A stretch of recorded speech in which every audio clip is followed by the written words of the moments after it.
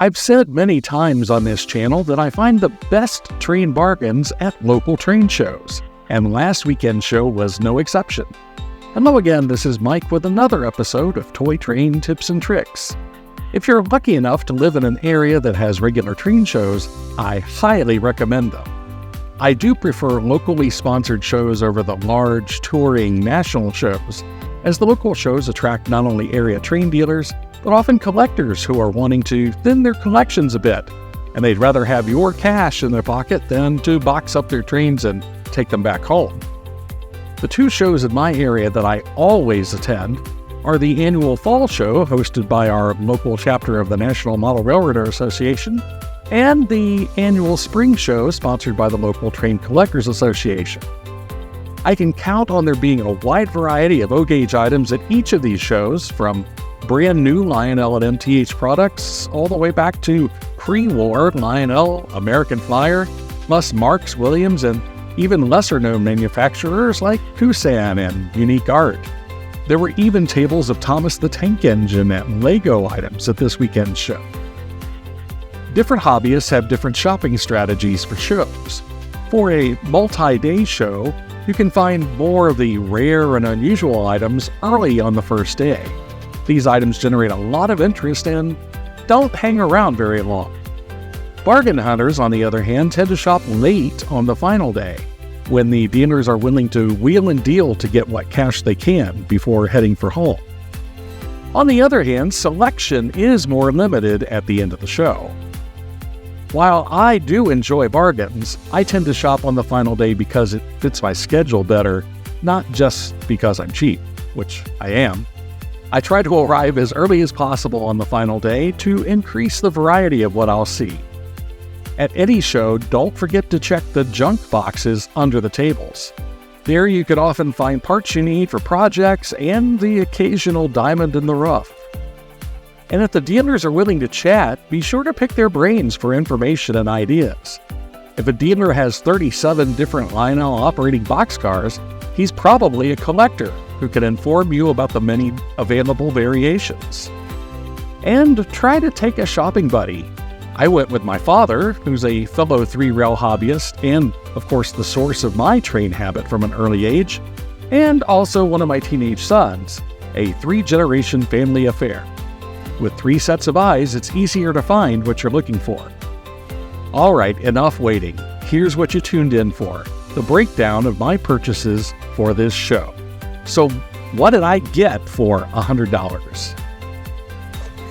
So here's the first item I picked up at the show.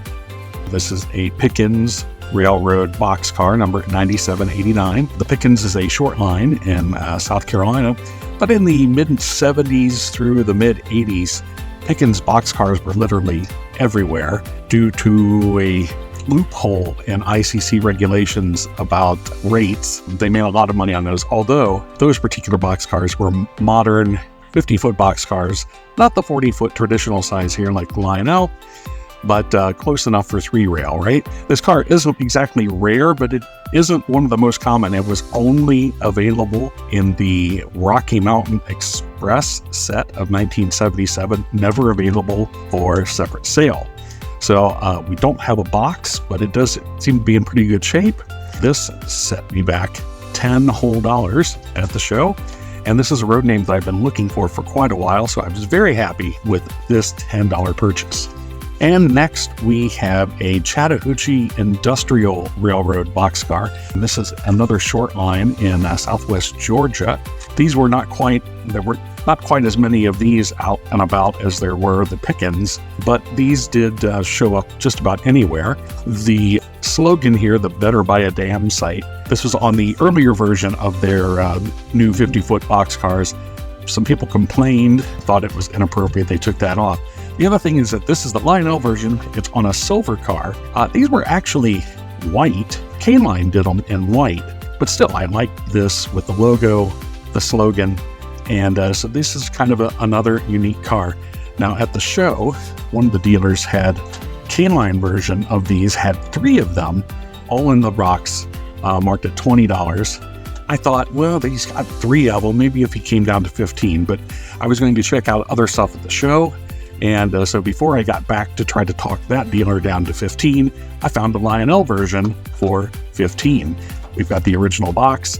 We are in excellent shape, and it's a car I've been looking for a while, so more success. So another car that I've been looking for a long time, a Railbox. Again, starting about 1973 up through today, really, Railbox cars were common. They were especially common in the late 70s, early 80s, due in part to that same loophole in the ICCA regulations that helped Pickens and the other short lines. And this one had the bonus of being an operating car. I didn't realize that at first, but this is a K-line operating car built in the early 90s. Nice graphics, better graphics than on the comparable Lionel car. This was nice, and even if I don't get a man to put in here and turn it back into a regular operating car, it's still nice graphics, a road name I was looking for, and this one cost me all of $12. So I was happy with that as well.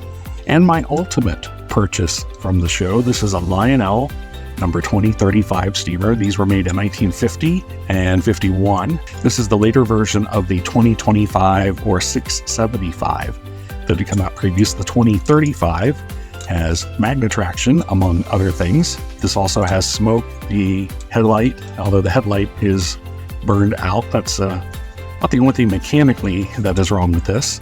The numbers are a little faded on that side and almost completely gone.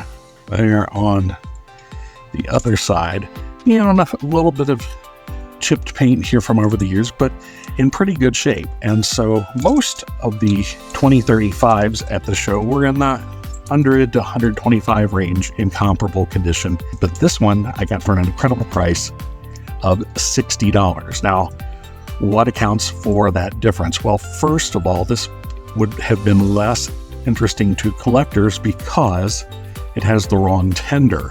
This tender came out starting in 1953. It is a whistling tender.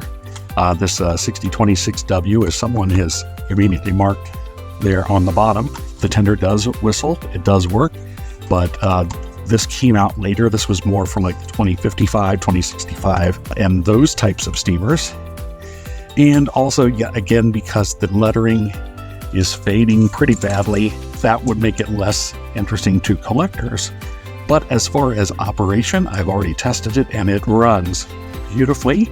The only thing I need to do is swap out the headlight, and there's a little bit of damage there to the keystone on the smoke box. So something that I call not in real collector condition to get it up over that $100 mark, but a really nice purchase. And again, even in this condition, most of the other examples at the show were more in that 100 to 110 range, and in better condition were 150 and up. There were quite a few of these at the show. For me, $60 for a good 2035 with a whistling tender, a really, really good purchase. So this is Lionel's interpretation of the Pennsylvania K4 Pacific. The wheel arrangement is wrong for a Pacific.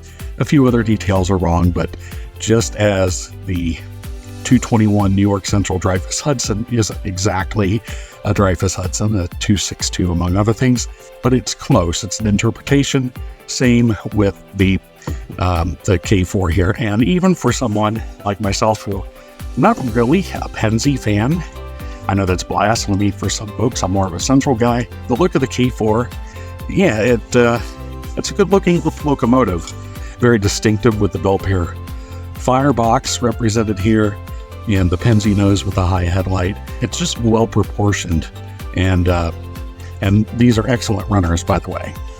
So there you have it, a great running classic 70-year-old Lionel post-war steamer, two 45-year-old MPC era shortline boxcars, one of which can be a challenge to find, and a K-line operating boxcar that just needs a figure. Not a bad haul, if I do say so myself, and great new items to pass the time on cold, dark winter evenings. As always, I hope you enjoyed this video and the shopping tips, and if so, please like the video, subscribe to the channel, tell your friends and neighbors, and comment on the great bargains you have found over the years. Most of all, keep the trains running and we'll catch you next time on Toy Train Tips and Tricks.